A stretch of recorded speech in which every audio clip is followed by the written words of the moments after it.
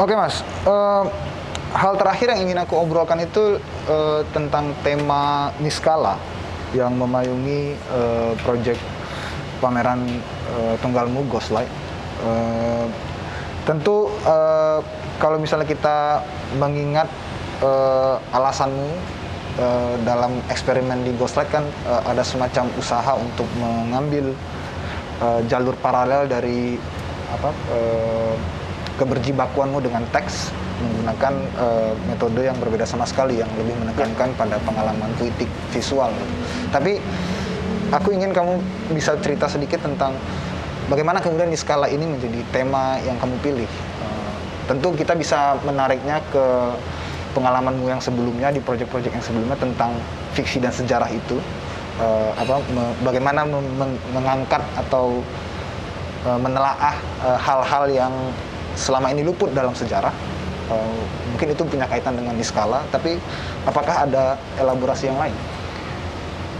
Persis sebenarnya seperti pembacaanmu barusan ya. Jadi ketika kita mengalami kebuntuan untuk membicarakan sesuatu dalam sejarah yang formal, oke, di titik tertentu kemudian fiksi jadi jalan keluar.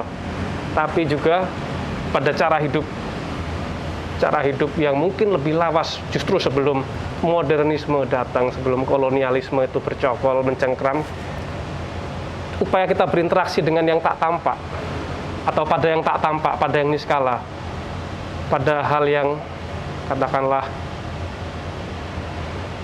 yang tak mampu direngkuh oleh panca indera kita. Disitulah kadang kita menempatkan hal-hal yang tak mampu kita bicarakan itu. Itu kan kadang termanifestasi dalam ritual-ritual, dalam doa, dalam tradisi.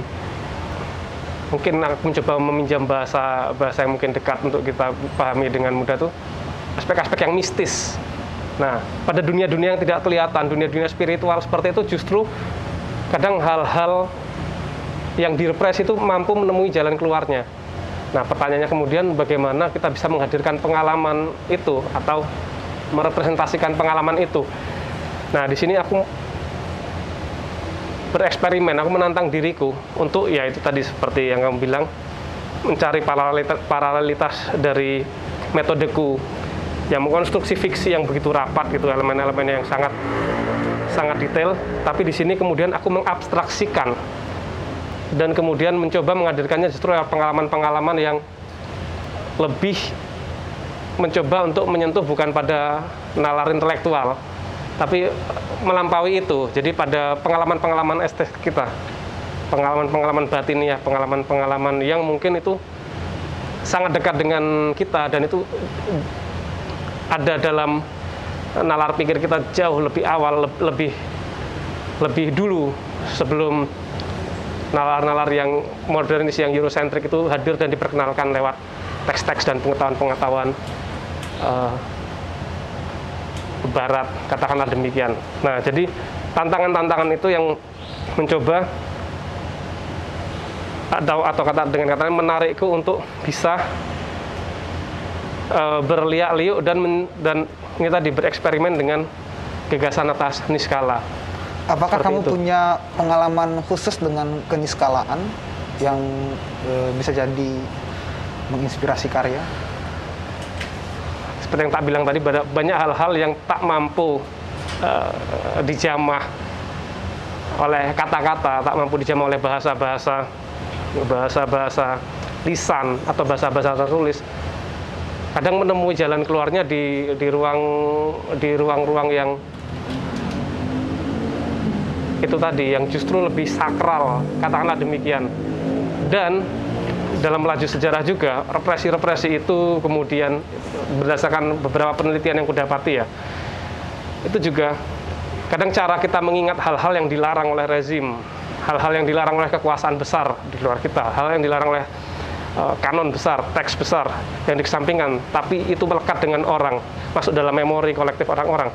Cara mereka menemui jalan keluar pada ritual-ritual, pada kepercayaan atau pada cara mempercayai dan dealing dengan situasi yang itu sangat dekat dengan hal-hal yang tak mampu dijelaskan oleh oleh ini kode-kode modern yang kita punya sebenarnya seperti itu. Nah, abstraksi-abstraksi itu yang aku coba formulasikan di proses penciptaan di pameran ini. Sehingga aku sendiri mencoba untuk keluar dari kebiasaanku bergelut dengan teks sebagai medium, tapi justru mencoba untuk masuk ke dalam dimensi pengalaman estetik dan abstraksinya seperti itu. Dan misalnya pada material-material, pada objek-objek itu juga pada pengalaman sensorik atau pada kelekatan kita dengan si material itu. Nah, kurang lebih kayak gitu sebenarnya. Terkait pendekatan yang berbeda dalam menginterpretasi tema di skala itu, bisa nggak kamu merumuskan secara reflektif gitu antara pendekatan yang menggunakan tekstual secara masif sama yang sekarang kamu lebih cenderung untuk menghindari teks gitu? Mendudukkannya gini ya. Jadi ini satu proses yang dialektis sebenarnya dalam praktek kekaryaanku. Jadi ya kayak buat kita semua kan satu proses berkarya itu kan satu proses yang tumbuh ya. Pun dalam caraku bekerja di sini, cara berkarya yang awalnya memang aku bekerja dengan teks yang sangat ketat, tapi dalam perjalanannya, dalam dialektika aku berkarya sendiri, aku menghadapi ada kebutuhan untuk mengabstraksikan ini semua dan tidak tergantung pada teks sebagai medium. Nah, tapi entah mungkin dalam perjalananku seiring pengetahuan tumbuh, kemudian juga kesadaran juga tumbuh dan refleksi-refleksi juga pergulatan juga hadir nanti di depan akan melahirkan satu cara metode yang lain lagi, tapi jelas dia akan selalu beririsan dan dia akan berangkat dari proses-proses sebelumnya. Jadi aku mendudukkannya dengan cara seperti itu ya. Jadi bukan meletakkannya sebagai sesuatu yang saling bertentangan, tapi bukan bertentangan dalam artian polarisasi. Bukan ya seperti itu, biner seperti itu, tapi ya ini satu proses yang tumbuh.